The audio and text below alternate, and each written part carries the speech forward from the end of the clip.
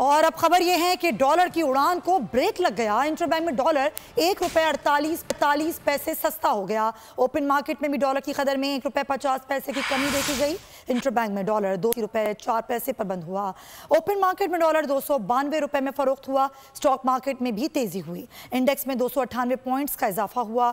100 index 40,700 से जायद पर पहुंचकर 265 पॉइंट्स पर बंद हुआ।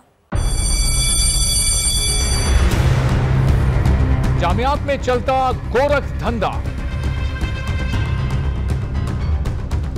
नौजवानों के मुस्तकबिल से खेलने वाली काली भेड़ों के आगे हुकूमत और इंतजामिया मुकम्मल बेबस। मुस्तकबिल के मेहमानों के तहफ्फुज के लिए बोल ने उठाई आवाज। सहाफती फराइज को निभाते हुए पहुंचाई हर खबर अवाम तक। बड़े स्कैंडल से जुड़े तमाम हकाइक रखे अवाम के सामने, क्योंकि बोल है पाकिस्तान का नंबर 1 न्यूज चैनल।